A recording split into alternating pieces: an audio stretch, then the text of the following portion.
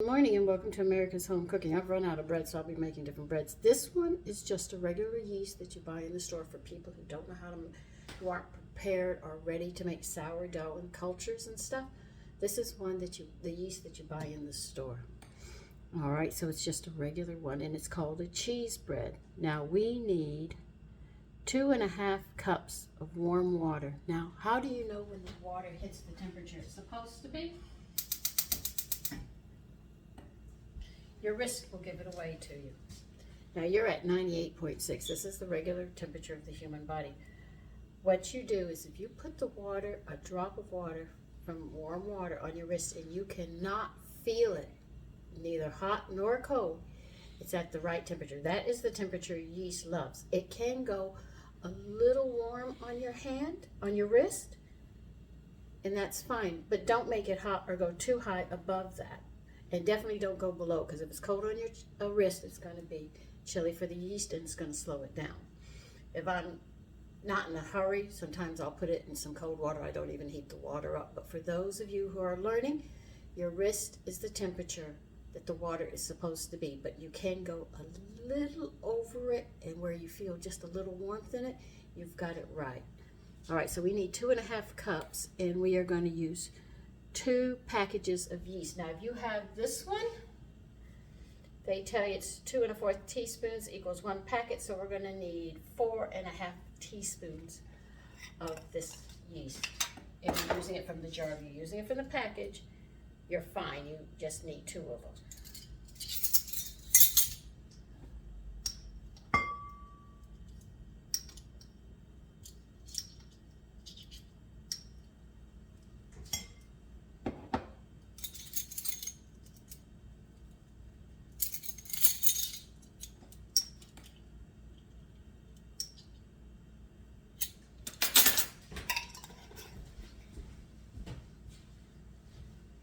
And as I tell you, always check the date. Now this yeast will be good if I keep it right by the butter compartment. I'm fine.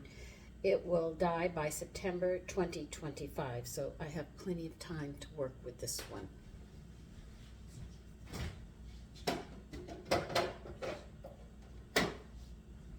I have gone into stores where they're selling yeast that is actually already expired. Because it is live, it does have a tendency to die.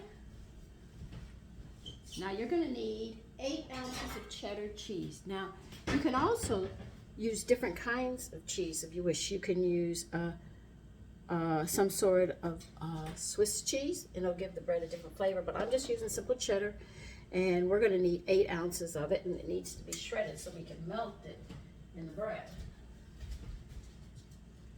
Okay, I'm going to need something to put it in.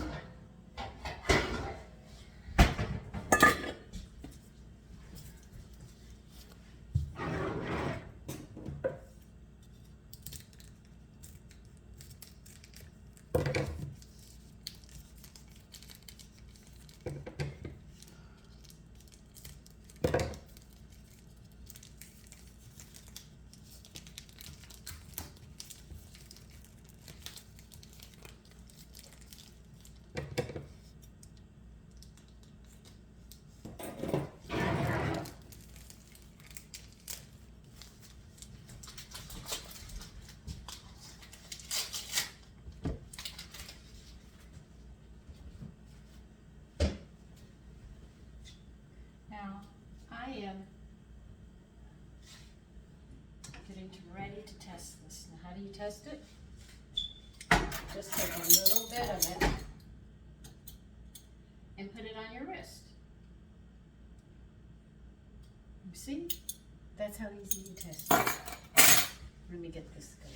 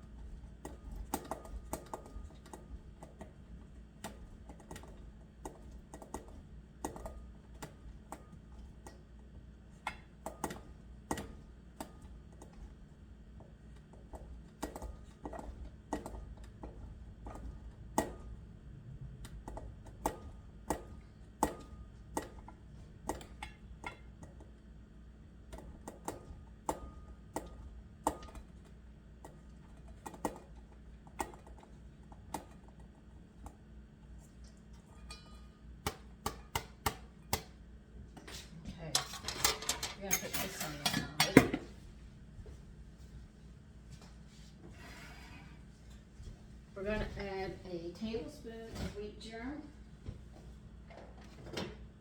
No, wait a minute, makes 2 loaves. I'm gonna be adding 2 tablespoons. Sorry about that. 2 tablespoons of wheat germ. To make sure we get those B vitamins. I know. You sit there and say, proof your yeast. I know my yeast is alive because I just bought the jar. And it'll probably be gone in 6 months. Like my sons say, they love my bread making and my cooking. Okay. We're gonna need 2 teaspoons of salt. I'm using my salt and kelp. I'll show you how I make it and why I use it.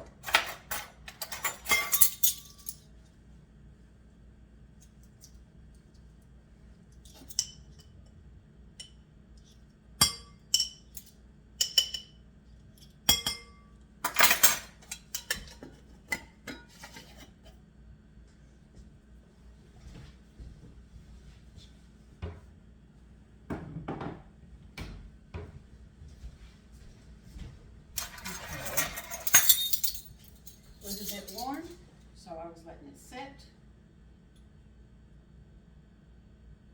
It's fine. All right, what else am I putting in here? I got that.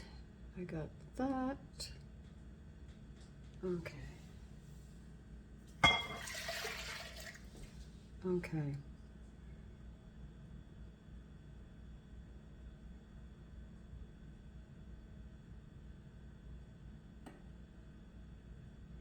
All right, now they want 2/3 of a cup. I'm not going to warm another 2/3 of a cup.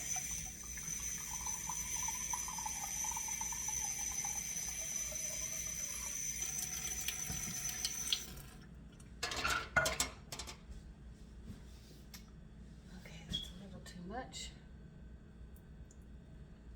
I'm going to put the cheese in here. You can see we're putting a lot in here. All right, and then we're going to add 2 cups of whole wheat flour.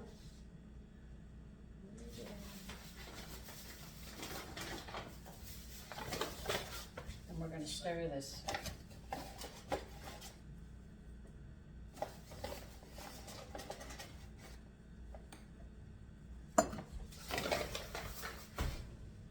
Now they're telling us we're going to be adding another 2 cups in.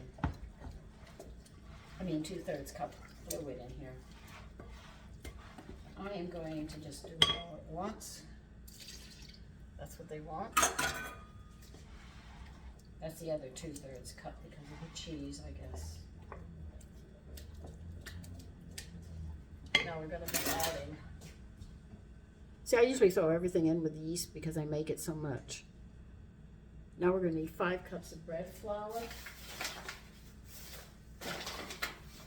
We'll be adding this in a cup at a time.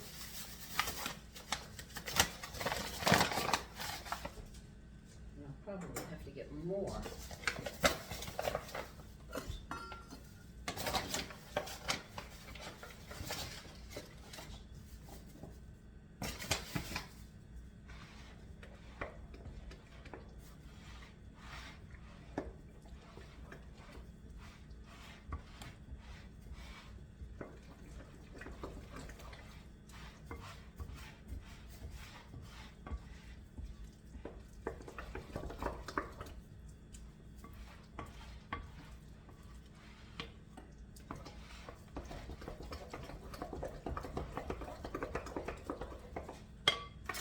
This sandwich makes, this bread makes excellent sandwiches. I'm going to tell you right now.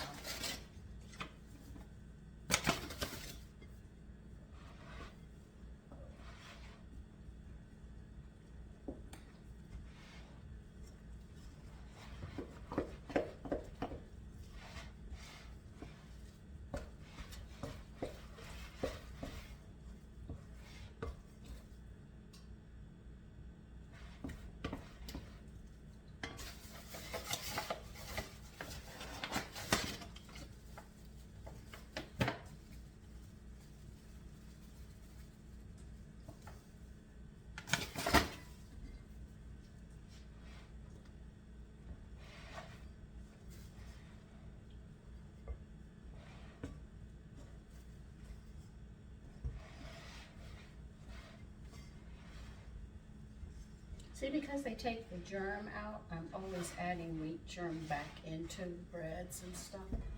If they have milk in them, I add powdered milk and wheat germ into them. But I try to put some germ back in there so we get those bees and stuff that we need for our body.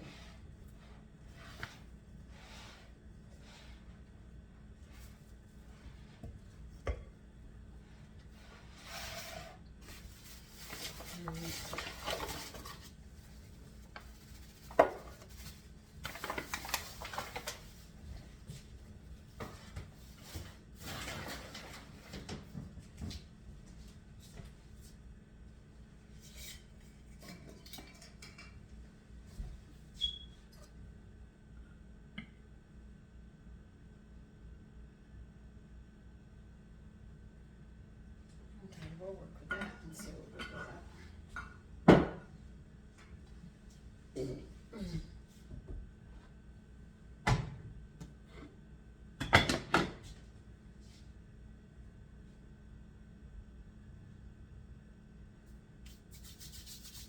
If you're wondering why I do that, flatten the flour out so it doesn't stick to that much doesn't stick to the counter or the table or wherever you're doing it.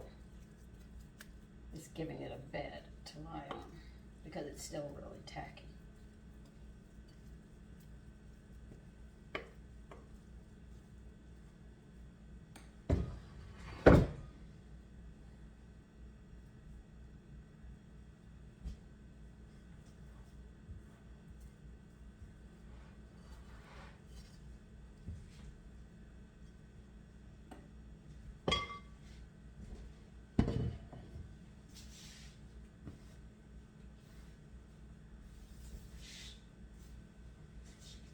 Now this makes what size loaves? It doesn't state, but because it's 6-7, I think this will, let's see if it's 7, it's usually, I think this is a 1.5 pound loaf each. I am not sure, but it does make 2 and I know 3.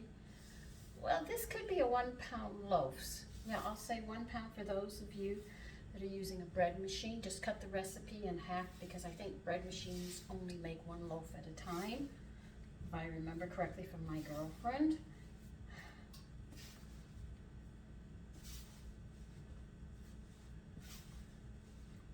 Now for you who wish to learn to knead, you have the bread down here, make a quarter turn, bring your palm in and your heel and press away. That's how you knead, and you just keep on going. And as you do that, the dough will be picking yeast up. It'll be picking the flour up. And that's how you knead.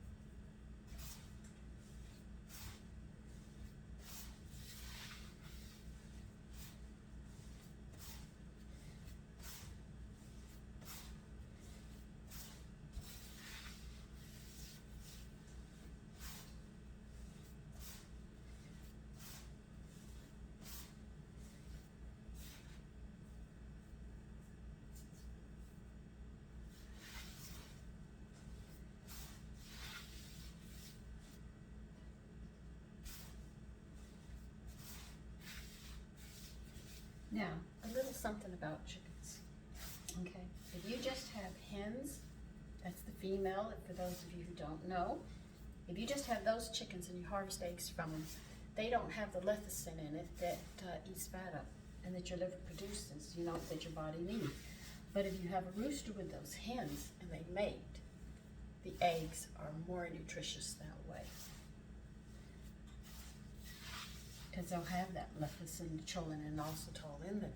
But if they don't breed, you don't get that. Just some information.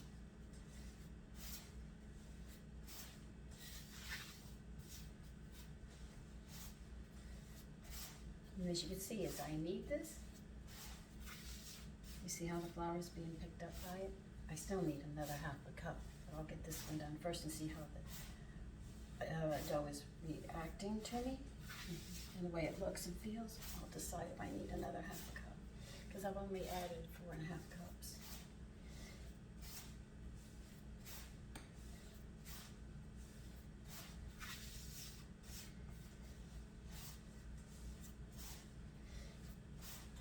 So if people have chickens, even as pets, I mean, I had no problem with a rooster cock-a-doodling in the morning. That's no big deal.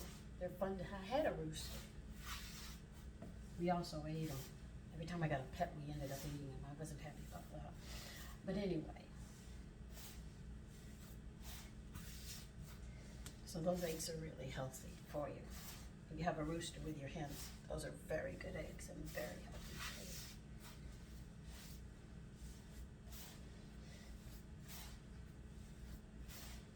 Now, if you want to know where diseases come from, it's from an imbalanced diet of eating all your life.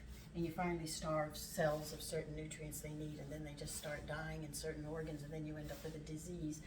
And then you take medication trying to force your body to produce something. It can't do it because the organ is dead once those cells die. But if you still have some cells that are functioning, by all means, build them up as much as you can. That's what I'm trying to show you, how you can do things in the kitchen and make your food more nutritious, so what cells you do have can help you.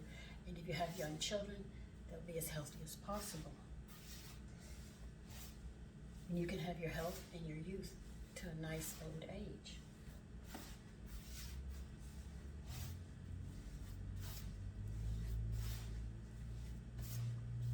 Okay, that's not flour anymore, those little bits of yeast. No, I need another half a cup. It's still too tacky. That's about a half a cup. When you handle this much bread, you pretty much know. If I have any extra, it won't go to waste. I'll put it over there with my flours to cook with.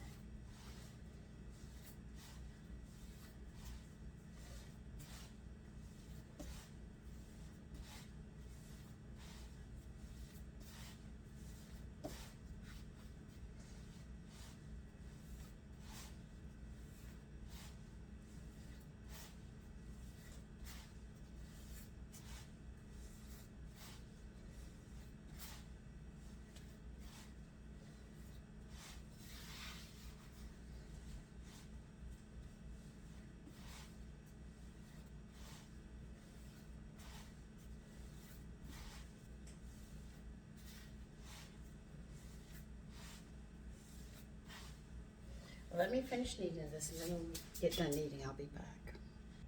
This is what smooth and elastic looks like. Isn't that beautiful? Now, we need oil, and we need to clean the bowl out and make sure the bowl is very warm. Use a ceramic bowl that's been glazed, glazed ceramic, because they're heavier. They hold the heat in while the yeast is growing. I'm going to move my recipe book. Okay.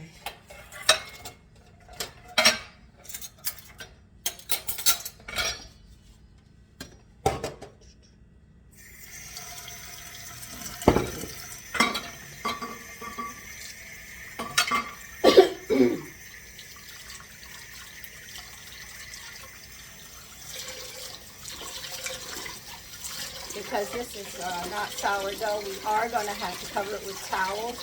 Sourdough, you do not have to cover it to rise. You just, take it to a warm spot and let it do what it has to do. But this one will have to be covered because it is not. And remember, this yeast is different. It's only 1 micron that multiplies.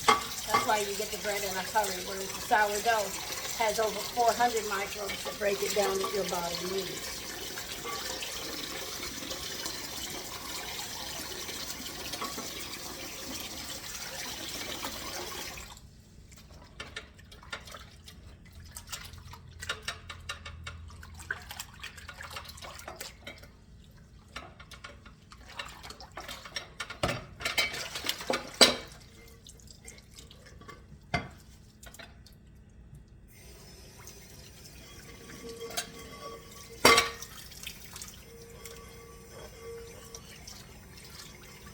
And to all the new members, welcome aboard.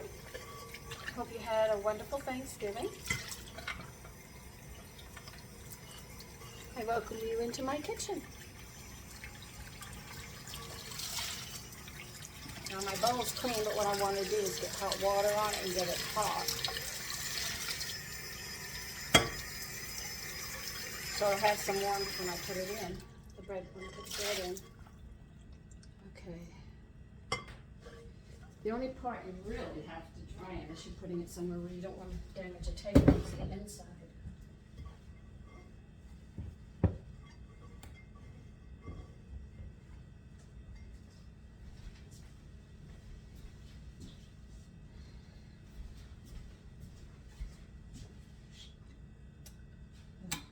Please come out.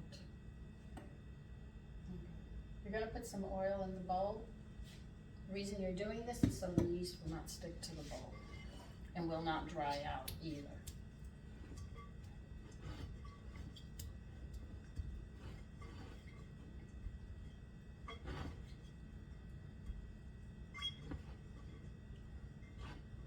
Okay, now you're going to take your bread, turn it upside down, twist it around because you're coating the whole top that's face down. Then you're going to flip your bread over, well, the dough actually.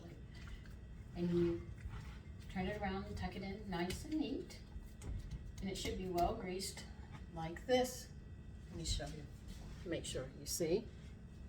What you're going to do is put it in the warm place until it doubles in size. I'm going to put 2 towels over it because it is autumn and it's quite chilly and I want to make sure it does rise. So the warmer it is, it will rise at a faster time. If it's cold, it's going to take a lot longer. So when that rises, I will be back. Okay, the cheese bread has risen and it's getting time for us to take care of it. I'll show you how high it went.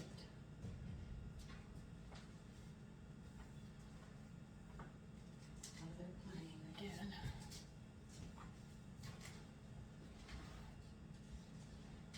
Now see, about yeast. Once the bread rises, if this collapses, when you use the regular yeast, you can't use it. It doesn't work.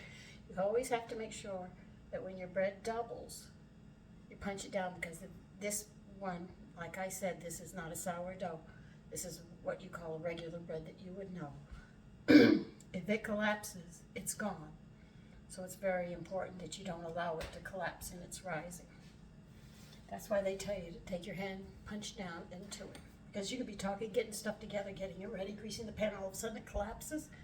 It's no good.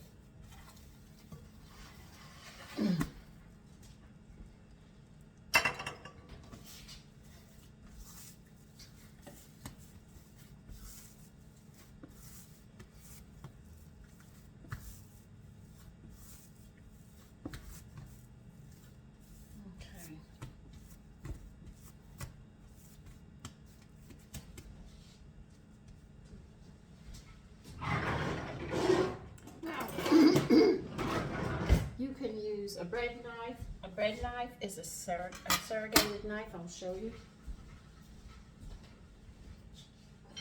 These knives, you do not sharpen them. You only use them for breads. See this blade? You see how it is? That's surrogated, and this is a bread knife. These are bread knives. They make them smaller for rolls. They also say one other thing, you can cut with them. They don't recommend it, but you can. You can cut tomatoes with them. But other than that, those knives are only for bread. And if they come a little smaller, they're made for rolls. Now I'm going to divide this in half. Now you can pinch it, or you can use one of these, a dough cutter. I have 2 of them. Now what you're going to do is knead this a bit and make a ball. That's all you're going to do, and put it on a greased baking sheet.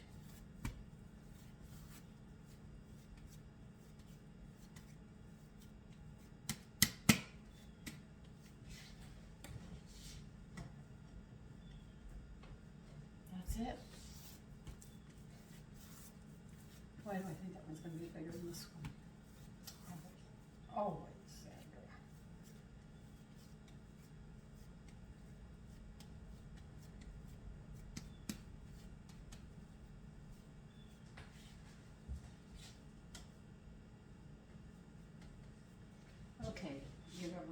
rise, and believing me, they will rise quickly. Keep an eye on them. I have made this bread before. Now, what they told me to do, and I did, it did not come out the way it was supposed to.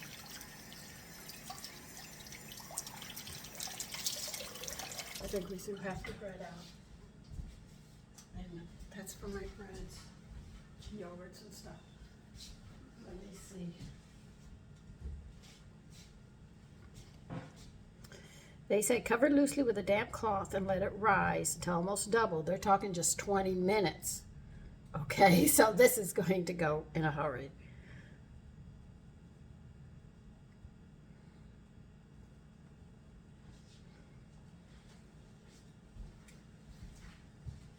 And you can see they're already rising, so we're talking a very short time here.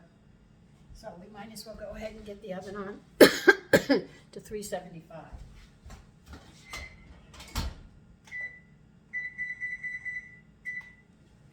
Let it get going. Now when we put these in the oven, they are going to bake for about 35 minutes. Then you're going to transfer them to a wire rack. You take them off the pan, the baking sheet, and you move them onto a rack so they can cool underneath and around on a wire rack to cool. Now what they say is before they want you to slash the tops. I slashed the tops, and when this rose, it looked like a bunch of squares sticking up. So I might put 2 slashes in it, and that's it. But the knife that I will use will be a bread knife.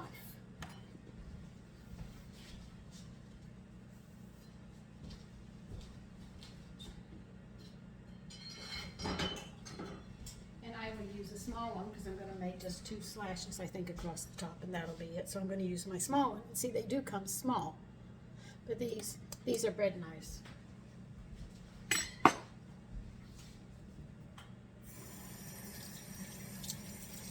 Though I do like using them on tomatoes because sometimes it's very hard to cut tomatoes, especially when they're ripe, but these knives will definitely make it an easier job.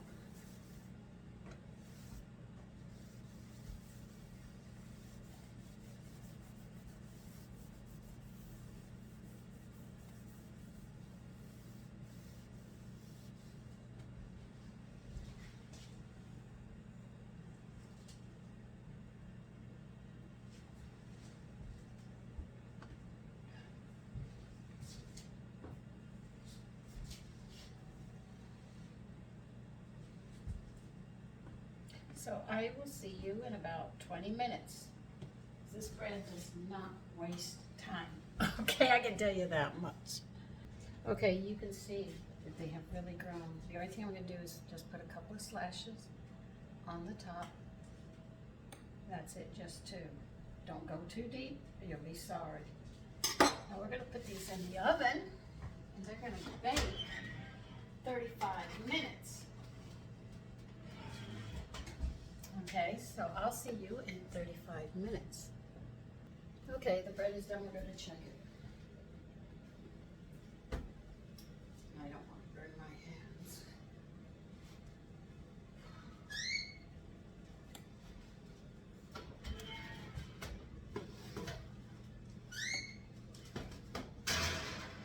As you can see, they are huge.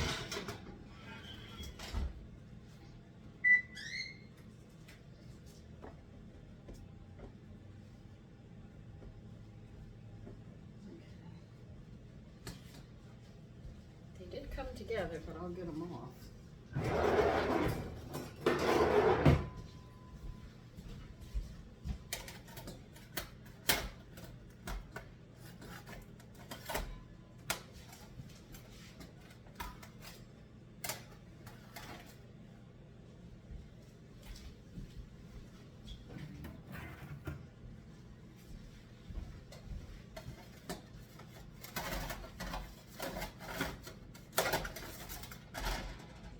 Heavy loaves too.